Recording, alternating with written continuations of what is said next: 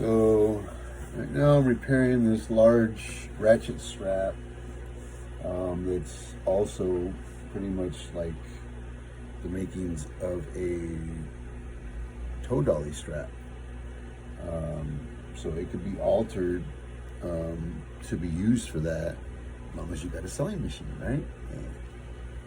So anyway, so here we are, and I'm doing this repair, and I kind of wound up buying a sewing machine for this particular application because a friend had lent out his toe dolly to somebody, and it came back without a strap. It came back with a strap, but not both straps. So somewhere along the lines, the homie lost, dropped it, did something, and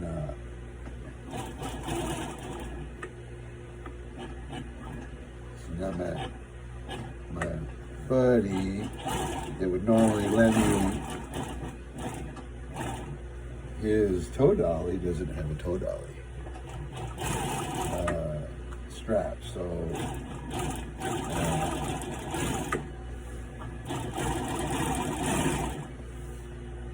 this was kind of a personal goal of mine, was to be able to have this type of machine so that I can make these kinds of repairs if ever needed. Because I've been in this position more than a few times where I needed a machine to do repairs for some stuff. And this right here is awesome, because I just tuned this myself after having a little shutdown for a couple weeks, and figured it couldn't be that hard. I grew up in a print shop, helping my dad with machines, so this couldn't be that much different because it's all timing, just like a car motor, all timing.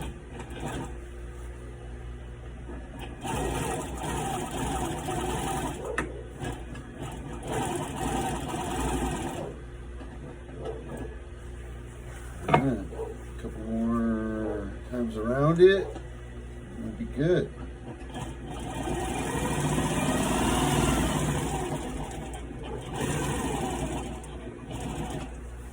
And I gotta go the other way one more time.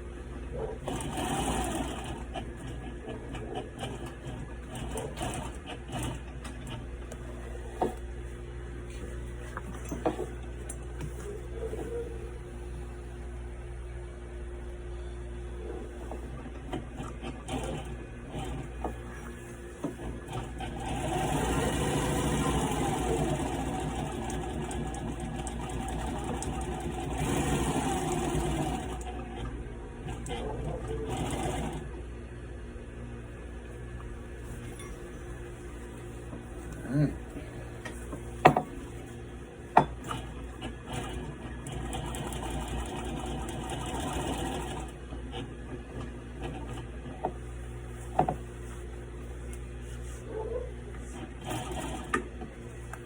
I love that this thing has a reverse.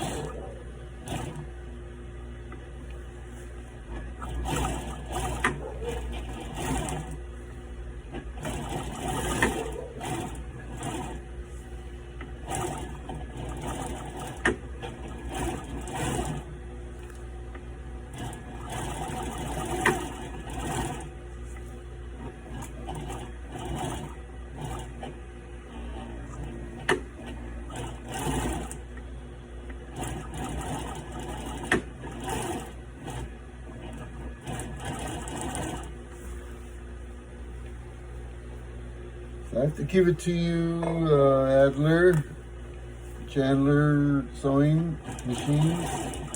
You guys make one exceptional sewing machine. Let me tell you what. This is one classic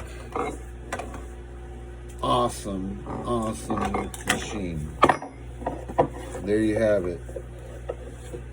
It's sewn like if it was brand new. And even better because actually I put an extra like 4 inches on the overlap. So this actually technically is a much better end on the strap now. So now we're just gonna tie all the ends. I just tie like a knot, and I do 4 passes on the crossovers. So it's 4 knots to each end that we wind up with.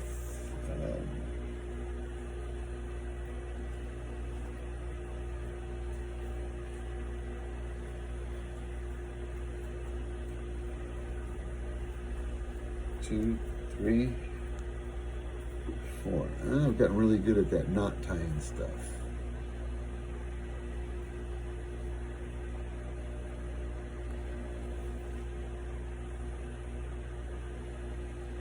Yeah, one of my first videos doing diamond stitching, I would wind up using a needle to back up my thread so that I could tie a knot.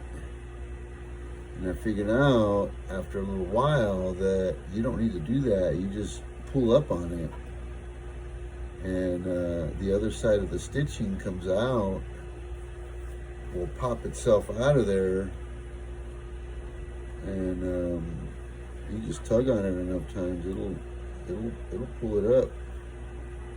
So something that I learned the hard way.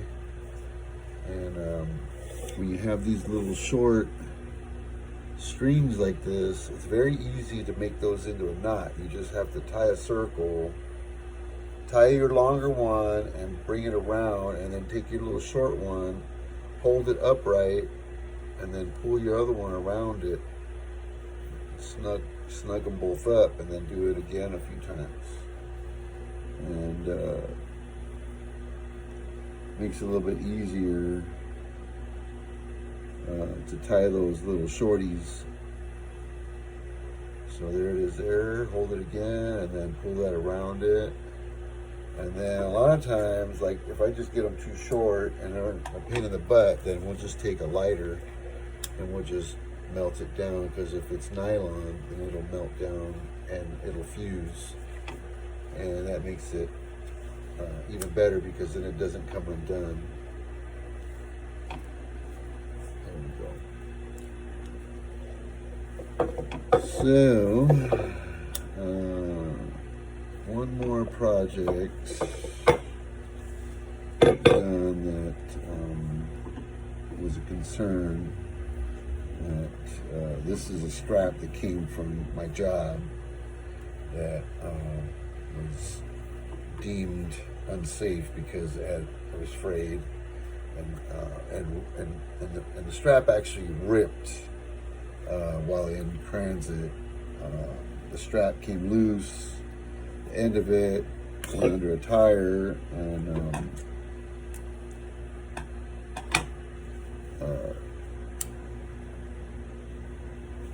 the sheer pressure and the strength of the vehicle and velocity and all that just snapped it like it was nothing. So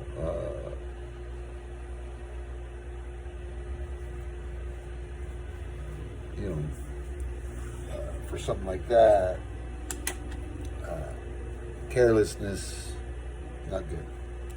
So this has been repaired, and everything's all bonded, sewn properly, stitches got equal tension on both sides.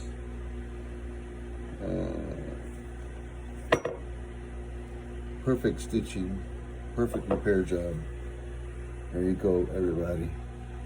See there? And that's an Adler67, G67. It gets sold by Chandler because it has a Chandler sticker on it. So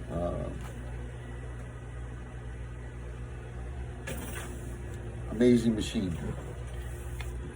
Thank you guys. We'll have another session here shortly. That was just a quickie.